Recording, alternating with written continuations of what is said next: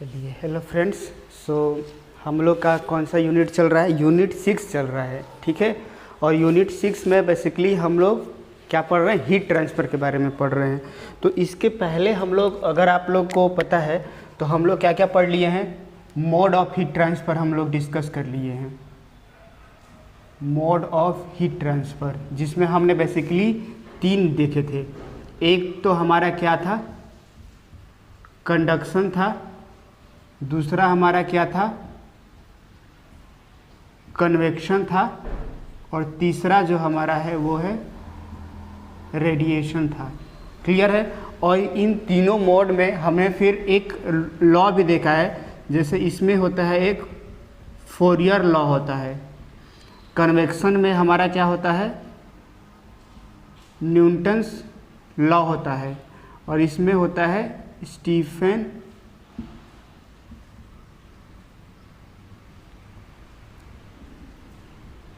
Boltzmann law है।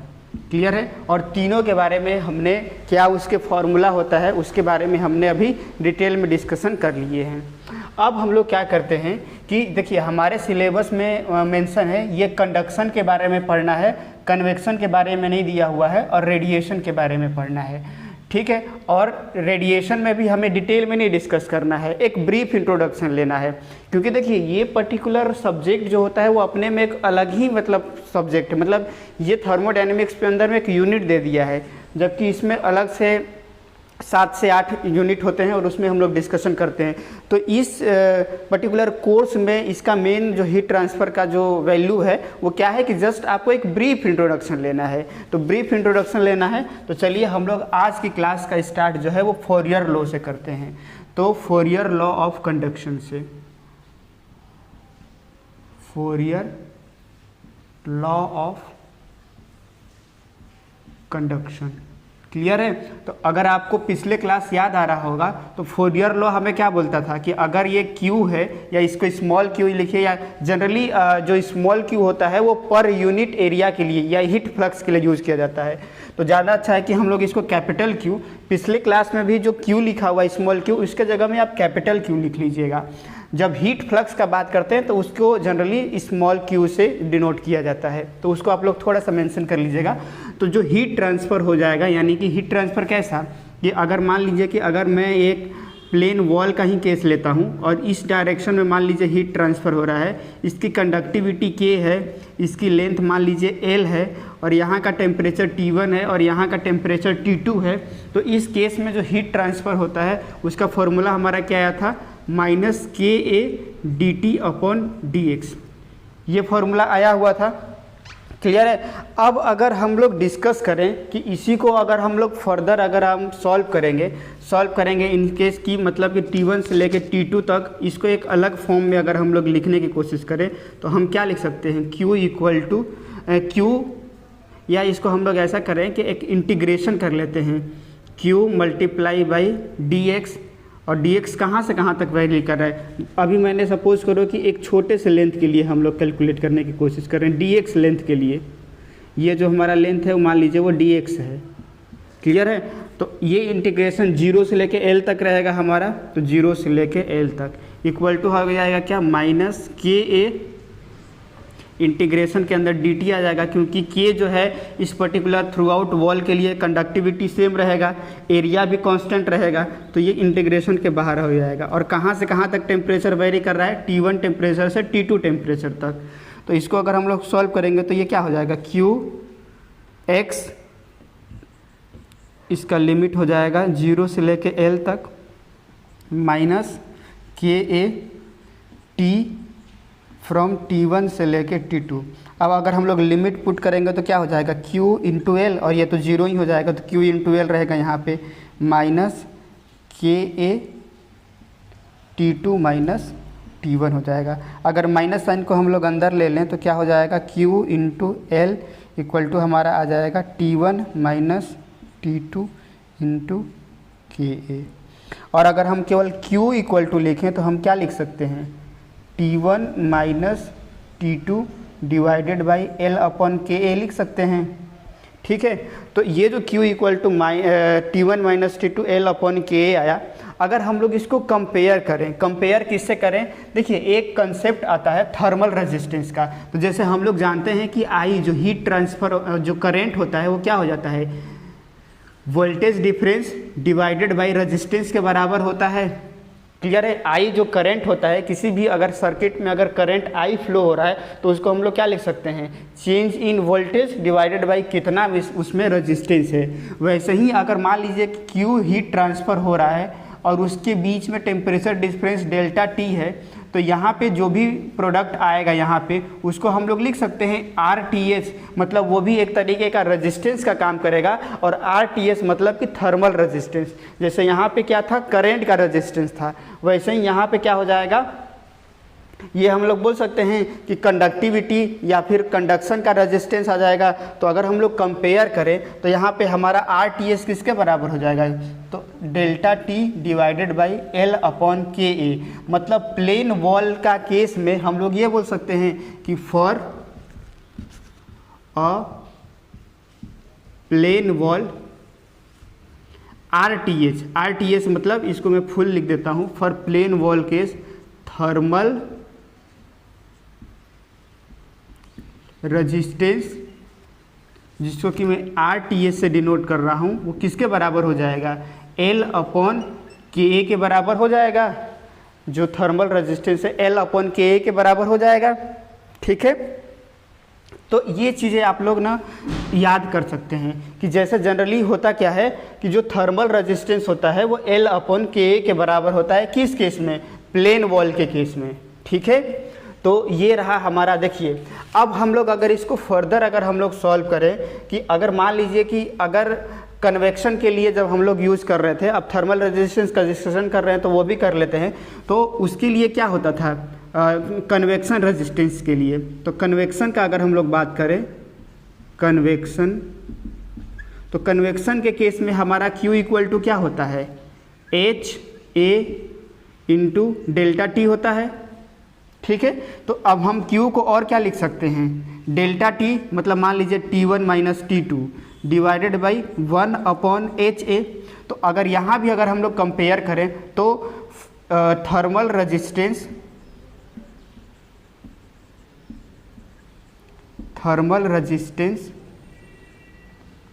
For convection वो कितना हो जाएगा, 1 अपॉन एच ए, जहाँ एच क्या है, कन्वेक्टिव हीट ट्रांसफर कोफिशिएंट, और ए क्या है, एरिया है। और ये थर्मल रेजिस्टेंस कितना है यहाँ पे लिख सकते हैं, कंडक्शन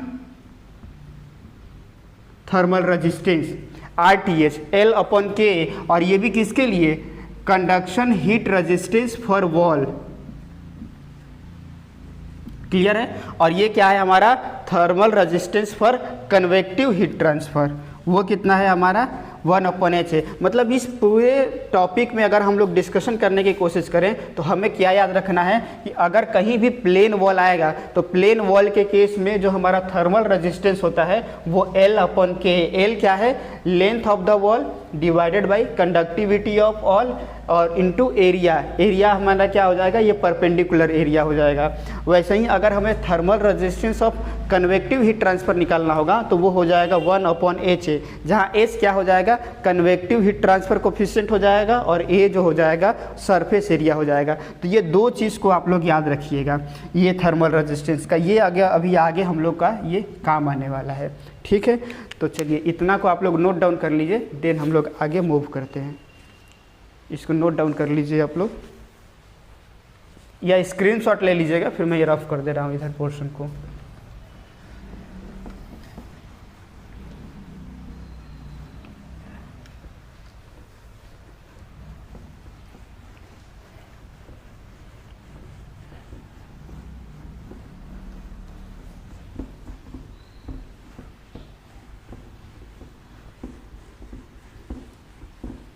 तो हम अब नेक्स्ट जो है अपना स्टार्ट करते हैं। थर्मल रेजिस्टेंस वाला हो गया, तो फोरियर लॉ ऑफ कंडक्शन से,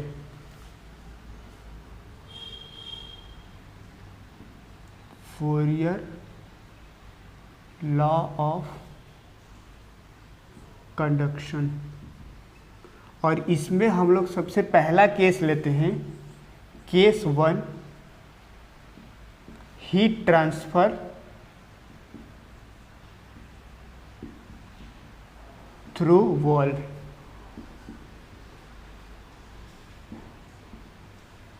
मतलब इसमें हम लोग ये कंसिडर कर लेते हैं कि ये एक हमारा एक वॉल है, इस वॉल की कंडक्टिविटी K है, जो अभी हम लोग डिराइव किए हैं, बस उसी को एक सिस्टमेटिक वे में कर लेते हैं। यहाँ का टेम्परेचर T2 है, इसका जो लेंथ है वो हमारा क्या है, L है। हमें ये कैलकुलेट करना है कि इससे हमें टोटल कितना हीट ट्रांसफ़र हो रहा है। तो फ्रॉम फोरियर लॉ से हम लोग क्या जानते हैं, Q equal to minus KA dt upon dx होता है। क्लियर है। तो सेम जो हमने अभी इंटीग्रेशन किए हैं वो अगर इंटीग्रेशन करेंगे तो क्या हो जाएगा, Q into integration of dx from 0 to L equal to क्या हो जाएगा, minus KA integration dt from T1 से लेके T2। तो जब हम लोग इसको अभी सॉल्व किए तो हमारा Q इक्वल टू फाइनली क्या आ गया था, T1 minus T2 divided by L upon KA, यही हमारा आ गया था। ठीक है। अब ये जो आया था इसको अगर हम लोग कंपेयर कर रहे थे, तो जैसे कंपेयर किससे कर रहे थे, जैसे यहाँ पे Q equal to delta T into A है, वैसे ही अगर करंट I इक्वल टू होता है change in voltage divided by R, तो यहाँ पे R जो है वो किसके बराबर है, इसके बराबर है, और इसी को हम लोग क्या बोल रहे हैं, RTH। तो हम लोग ये बोल सकते हैं कि thermal resistance for plane wall वो किसके बराबर हो जाएगा, thermal resistance for plane wall L upon KA के बराबर हो जाएगा। और ये चीज़ें हमें याद रखना है, इसके ऊपर हमें डायरेक्ट क्वेश्चन देखने को मिलेगा। तो ये एक अगर सिंगल वॉल है, तो अगर ये सिंगल वॉल का पहले फेस का टेम्परेचर T1 है, दूसरे फेस का टेम्परेचर T2 है,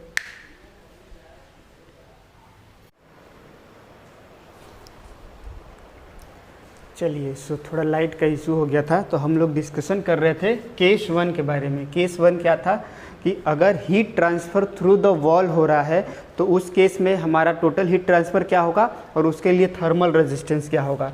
तो उसके लिए हमने क्या किया था, सबसे पहले ये फोरियर लॉ का इक्वेशन था, इसी को अगर हम लोग एक पर्टिकुलर वॉल के लिए अप्लाई करेंगे तो इसका हमने dx को इधर लाया, इंटीग्रेशन किया 0 से लेके L तक, क्योंकि इसका जो टोटल वॉल का जो थिकनेस था वो कितना था, L थिकनेस था, प्लस जो फर्स्ट फेज मतलब कि पहले फेज का जो टेम्परेचर था वो T1 था वॉल के, और दूसरे साइड का जो टेम्परेचर है वो T2 है। तो हमने टेम्परेचर को इंटीग्रेट किया T1 से लेके T2 तक। तो जब हम इसका इंटीग्रेशन किए तो हमें अल्टीमेटली इस फॉर्म में मिला, और इस फॉर्म को हम लोग क्या कर रहे हैं कि जो करंट और वोल्टेज होता है उसके साथ में कंपेयर करने की कोशिश कर रहे हैं। तो यहाँ पे क्या हो रहा है कि अगर I इक्वल टू जो करंट इक्वल टू होता है change in voltage upon resistance, तो वैसे ही heat transfer equal to change in temperature upon ये जो नीचे वाले टर्म्स हैं इसको हम लोग बोल सकते हैं रेजिस्टेंस के बराबर होगा। तो इसी को बोला जा रहा है हम लोग, क्योंकि ये थर्मल से रिलेट कर रहा है इसलिए इसको हम लोग थर्मल रेजिस्टेंस बोल रहे हैं। और इस थर्मल रेजिस्टेंस की वैल्यू कितना है, L अपॉन KA। किसके लिए कंडीशन लगाना पड़ेगा कि L अपॉन जो KA है ये थर्मल रेजिस्टेंस है प्लेन वॉल के लिए in case of conduction. Clear है। और अगर वही कन्वेक्शन आएगा तो उसके लिए अभी हम लोग देखेंगे अलग हो जाएगा। ठीक है। तो यहाँ तक केस 1 क्लियर हो गया। अब हम लोग केस 2 डिस्कस करते हैं। तो यहाँ पे डिस्कस कर लेते हैं केस 2। केस 2 में बेसिकली हमें क्या किसके बारे में डिस्कस करना है, हीट ट्रांसफ़र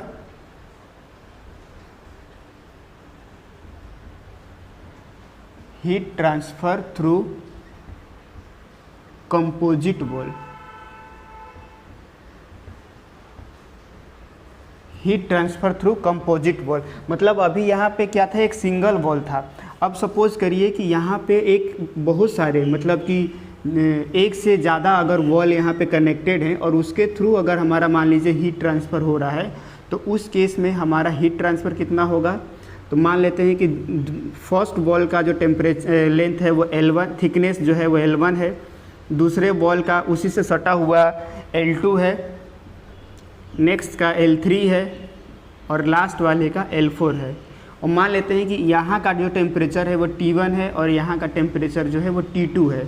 इसकी जो कंडक्टिविटी है K1, K2, K3, K4 है। क्लियर है? तो देखिए अभी हम लोग एक जनरलाइज फार्मूला क्या आ गया है कि जो Q होता है, Q इक्वल टू क्या होता है, delta T divided by R thermal. ये हमारा एक जनरलाइज फार्मूला हम लोग कंडक्शन के लिए लिख सकते हैं।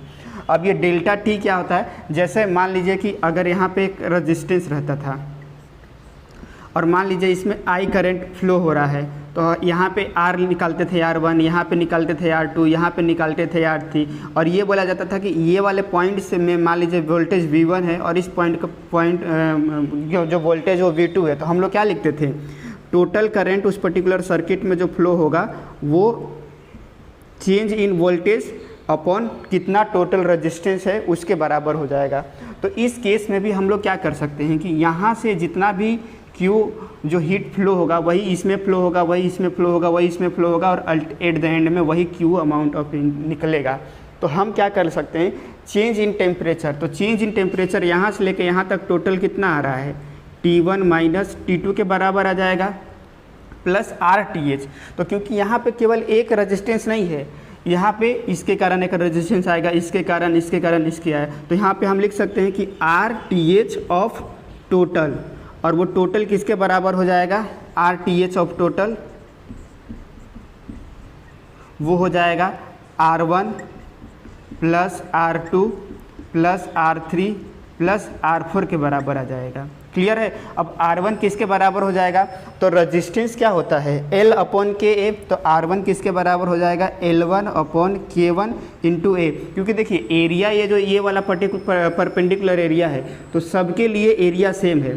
तो यहाँ पे बस क्या चेंज हो जाएगा कि थिकनेस ले लेंगे R1 के लिए, थिकनेस फर्स्ट वॉल का थिकनेस डिवाइडेड बाई उसकी क्या कंडक्टिविटी है, plus L2 upon K2A plus L3 upon K3A plus L4 upon K4A। Clear है? तो ये हमारा क्या हो जाएगा, RTH टोटल। तो अल्टीमेटली जो हमारा हीट ट्रांसफ़र Q है वो किसके बराबर हो जाएगा, T1 minus T2 divided by इसके बराबर में। तो चाहें तो हम इसको लिख सकते हैं L1 upon K1A plus L2 upon K2A plus L3 upon K3A plus L4 upon K4A। Clear है? तो इस तरीके से हमारा ये केस 4 के लिए, जो कि एक कंपोजिट वॉल है। अब कंपोजिट वॉल कैसे हो सकता है, इसको कुछ इस तरीके से रिलेट करिए कि जैसे सपोज करिए ये एक वॉल है, ये एक वॉल है जिसका थिकनेस मान लीजिए कि L1 है, यहाँ का टेम्परेचर T1 है, उससे सटा हुआ ये दूसरा वॉल है जिसका लेंथ L2 है, वैसे ही एक और वॉल है। तो इस तरीके से यहाँ से हीट फ्लो होकर इस साइड में आ रहा है, तो टोटल कितना हीट फ्लो हो रहा है, इसी को हम लोग बोल रहे हैं क्या, कंपोजिट वॉल। तो इसको आप लोग नोट डाउन करिए, देन नेक्स्ट आगे देखते हैं।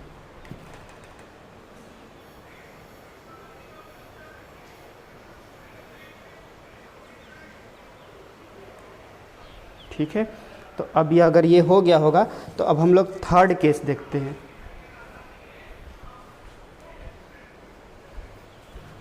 थर्ड केस यहाँ पे हम लोग डिस्कस कर लेते हैं।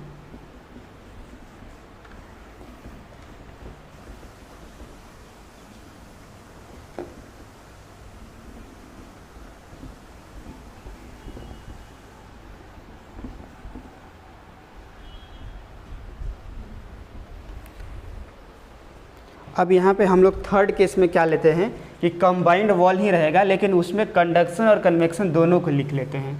तो थर्ड केस हो जाएगा हमारा heat transfer through wall, composite wall.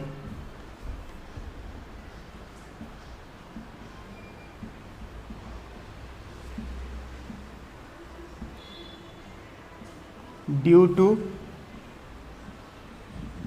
Conduction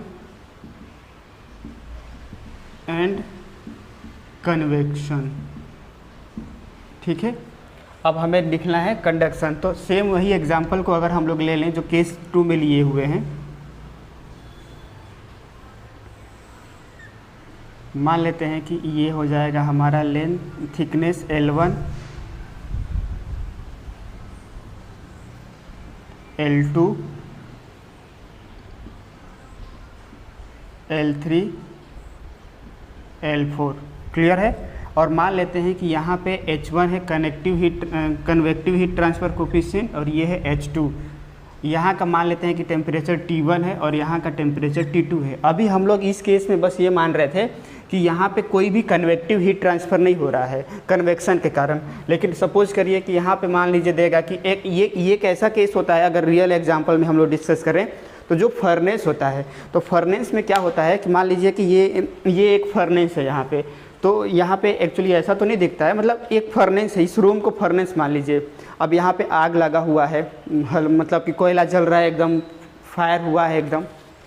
तो ऑब्वियसली रेडिएशन और कन्वेक्शन के थ्रू उस पहला जो वॉल कनेक्टेड रहेगा वहाँ पे हीट ट्रांसफ़र होगा। देन आप देखेंगे कि वहाँ पे फिर अलग अलग वॉल, उस वॉल के बाद फिर एक इंसुलेशन लगाया जाता है, फिर एक इंसुलेशन लगाया जाता है, ताकि हीट उस पर्टिकुलर फर्नेस से कम बाहर जाए। ठीक है। तो वैसे ही मान लीजिए कि यहाँ पे फायर हुआ है, यहाँ पे कोल जल रहा है, तो यहाँ कन्वेक्शन के द्वारा भी हीट ट्रांसफ़र होगा इस पर्टिकुलर वॉल में, और प्लस साथ में आपका कंडक्शन के कारण भी होगा। साथ में हम ये भी कंसिडर कर लेते हैं कि इसका K1 है, K2 है, K3 है और K4 है। तो देखिए अभी तक हमने क्या डिस्कस किया कि जो थर्मल रजिस्टेंस होता है, thermal resistance for conduction plane wall के लिए क्या हो जाता है, L/Ka के बराबर होता है। वैसे ही अगर हम लोग ये डिस्कस करें कि ड्यू टू कन्वेक्शन क्या होगा, तो अभी हम लोग डिस्कस किए थे 1/ जो कन्वेक्टिव हीट ट्रांसफ़र होगा मल्टीप्लाई बाई एरिया, इसी के बराबर हो जाएगा। ठीक। तो अगर हम लोग यहाँ पे देखिए Q इक्वल टू क्या लिख सकते हैं, Q इक्वल टू, इसको मैं रफ कर दे रहा हूँ, इसी डायग्राम को हम लोग यूज़ कर लेंगे। तो यहाँ पे Q इक्वल टू हम लिख सकते हैं कि टोटल चेंज इन टेम्परेचर कितना हो रहा है, क्लियर है, और प्लस यहाँ पे टोटल थर्मल रेजिस्टेंस कितना होने वाला है।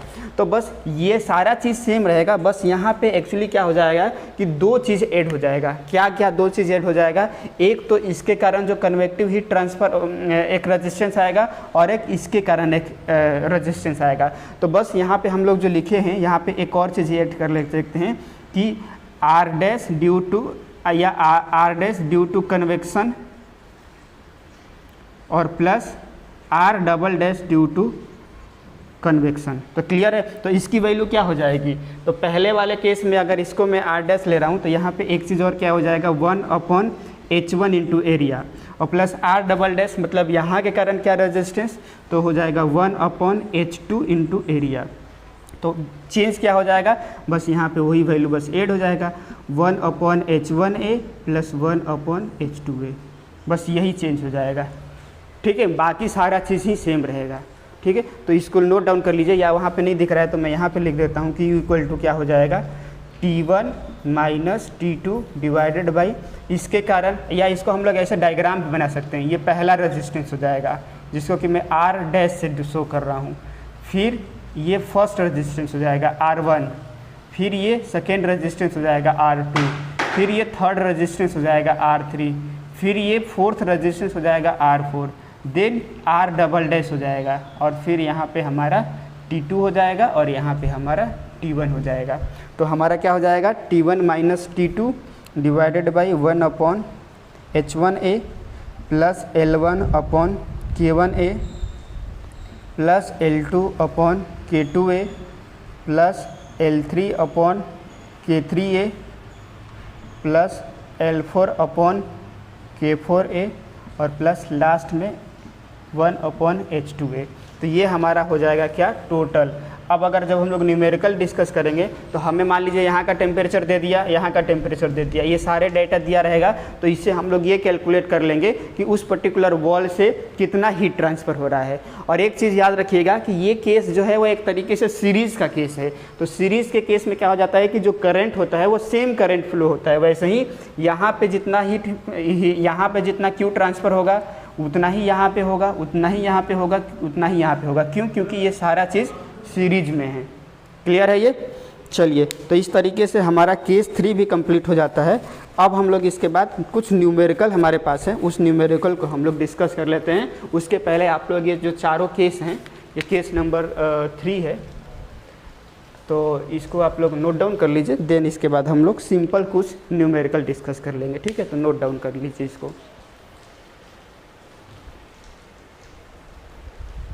चलिए, तो हो गया होगा, तो मैं इसको रफ कर देता हूँ।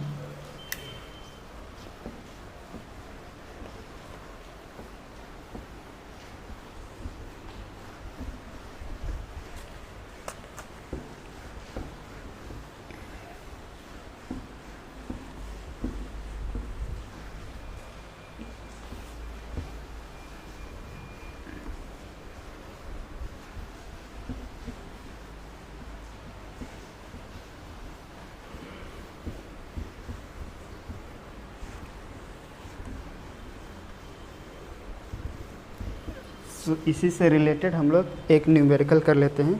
पहला क्वेश्चन, क्वेश्चन नंबर 1। क्वेश्चन क्या बोल रहा है? A plane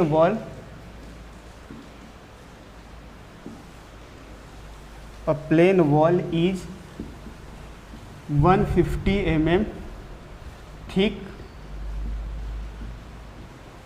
and its wall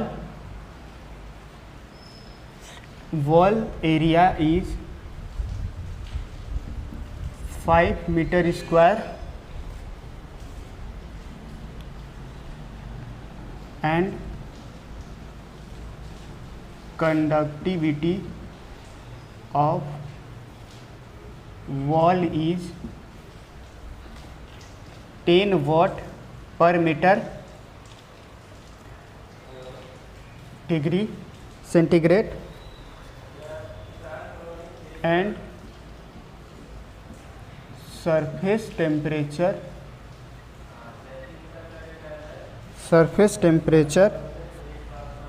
of wall at 150 degree centigrade and 100 degree centigrade. Determine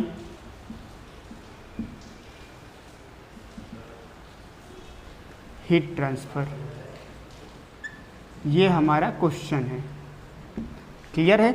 और इसको हमें क्या करना है? सॉल्व करना है। तो अगर आप इसको ध्यान से पढ़ेंगे तो क्या बोल रहा है? A plane wall is 150 mm, मतलब कि अगर ये एक प्लेन वॉल है, इस प्लेन वॉल का थिकनेस दिया हुआ है कितना? 150 mm, मतलब हम लिख सकते हैं 0.15 मीटर, अगर हम लोग ऐसा यूनिट में डिस्कस करें तो। और इसका जो एरिया है, ये जो परपेंडिकुलर एरिया है, क्योंकि हीट मान लीजिए ऐसे फ्लो हो रहा है तो परपेंडिकुलर एरिया यही हुआ, तो इसके वैल्यू दिया है 5 मीटर स्क्वायर, ठीक है। कंडक्टिविटी मतलब के ऑफ द वॉल दिया हुआ है क्या? 10 वाट पर मीटर डिग्री सेंटीग्रेड, क्लियर है। और क्या दिया हुआ है? पहला मान लीजिए कि यहाँ से हीट फ्लो हो रहा है तो यहाँ का टेम्परेचर दिया है 150 डिग्री सेंटीग्रेड और इस फेस का टेम्परेचर दिया हुआ है 100 डिग्री सेंटीग्रेड। और हमें क्या निकालना है? Heat transfer. तो सिंपल फॉर्मूला है, Q इक्वल टू क्या होता है? Delta T divided by R thermal. Delta T हमारा क्या हो जाएगा? T1 minus T2 divided by R thermal क्या हो जाएगा? L upon KA। T1 की वैल्यू कितना है? 150 माइनस T2 की वैल्यू कितना है? 100 degree centigrade. Length 0.15 divided by K की वैल्यू कितना दिया हुआ है? 10 मल्टीप्लाई बाई 5। इसको हम लोग सॉल्व कर लेंगे तो हमारा आंसर आ जाएगा। तो अगर हम इसको सॉल्व करें तो हमारा क्या हो जाएगा? ये ऊपर वाला तो 50 हो जाएगा और मल्टीप्लाई बाई ये ऊपर जाके ये भी 50 हो जाएगा, डिवाइडेड बाई 0.15, ठीक है। तो इसको सॉल्व कर लेते हैं। 50 मतलब क्या? 2500 डिवाइडेड बाई 0.15, तो इतना यूनिट क्या हो जाएगा इसका? वॉट हो जाएगा, ठीक है। कंडक्टिविटी को हमने वॉट में लिया है तो ये वॉट हो जाएगा। तो ये वाला न्यूमेरिकल वैल्यू का आप लोग सॉल्व कर लीजिए, इतना हमारा आंसर हो जाएगा। ये पहला न्यूमेरिकल का, ठीक है। तो बहुत ही सिंपल था। जो प्लेन वॉल है उसकी कंडक्टिविटी दी हुई रहेगी, एरिया दिया हुआ रहेगा, दोनों का फेस का टेम्परेचर दिया हुआ रहेगा और लेंथ दिया रहेगा।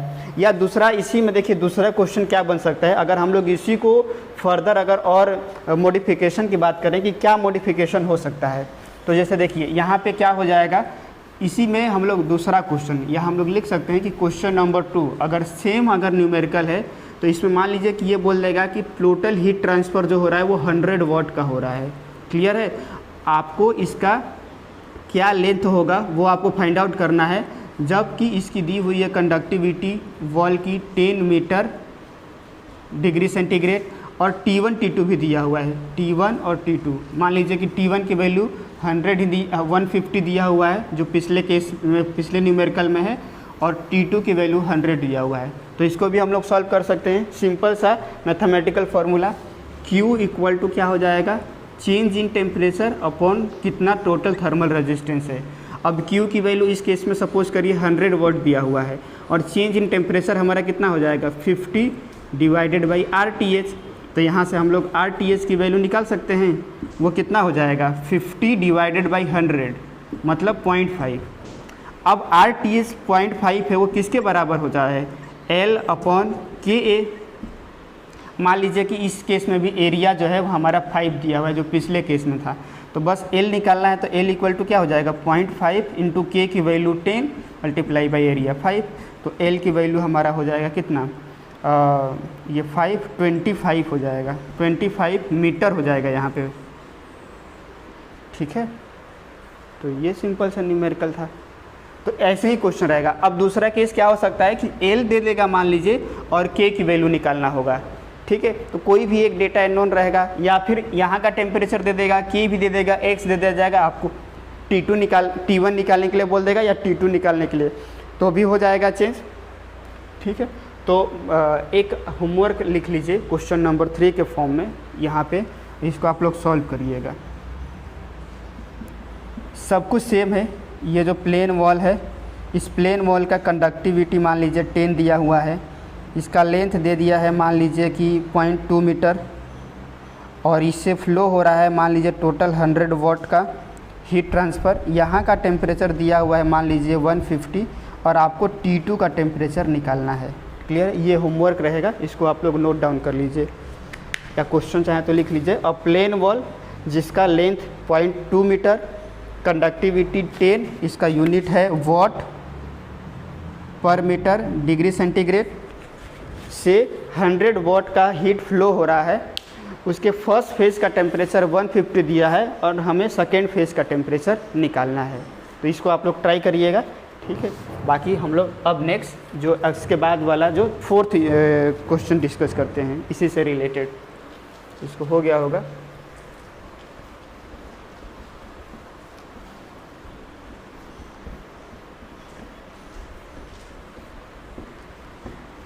बहुत ही सिंपल न्यूमेरिकल्स आते हैं। हाँ, जब आप लोग बीटेक में इसी सब्जेक्ट को पढ़ेंगे तो वहाँ पे थोड़ा सा न्यूमेरिकल का जो लेवल रहता है वो टफ हो जाता है, लेकिन यहाँ पे बहुत ही सिंपल फार्मूला बेस ही क्वेश्चन आएंगे, इसीलिए ज़्यादा हमें डिटेल टफ क्वेश्चन करने की ज़रूरत नहीं है।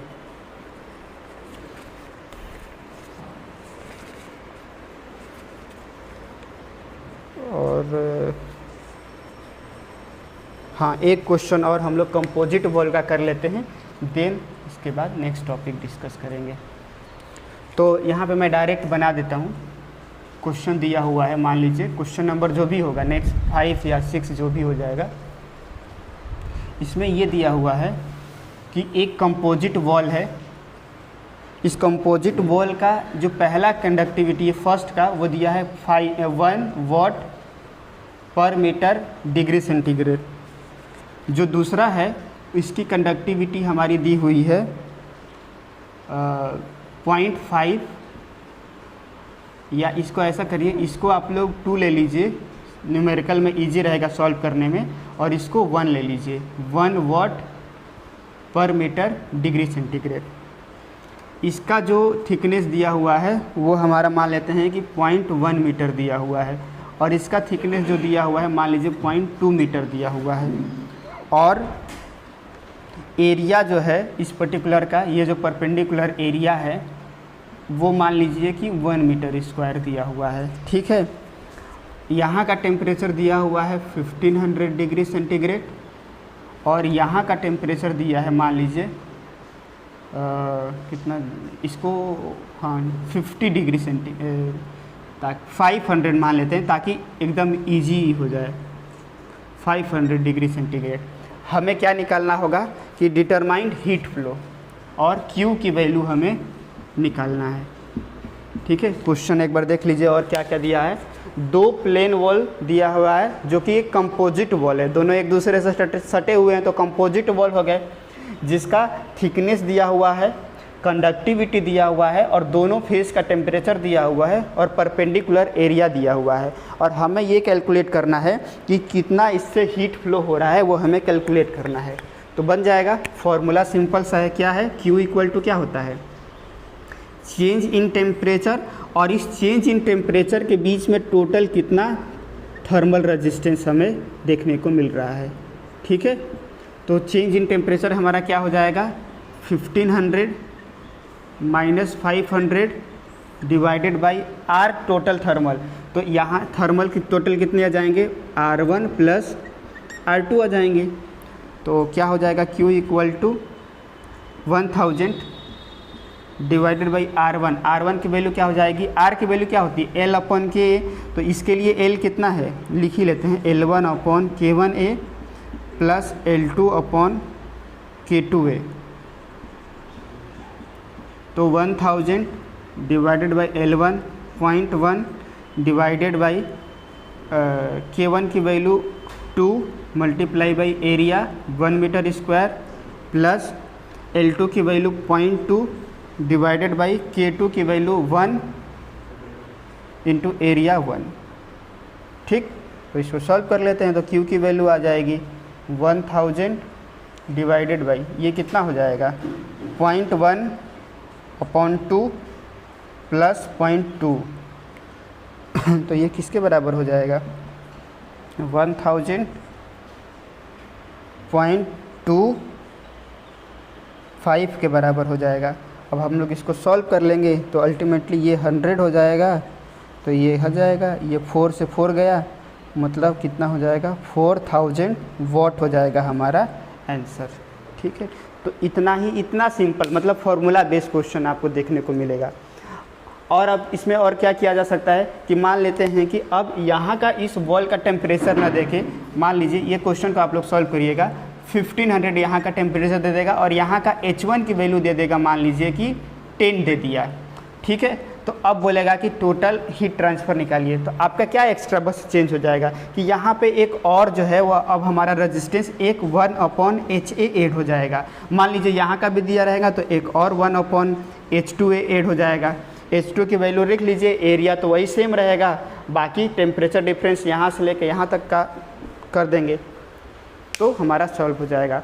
अब मॉडिफिकेशन और क्या हो सकता है कि अब हीट ट्रांसफ़र दे देगा और एक वॉल का थिकनेस दे देगा, बोलेगा दूसरे वॉल का टेम्परेचर दूसरे वॉल का थिकनेस निकालिए, या दोनों का दे देगा, कंडक्टिविटी एक दोनों में किसी एक का नहीं देगा और बोलेगा उसका निकालिए। तो ऐसे ही बस मॉडिफिकेशन होते रहते हैं।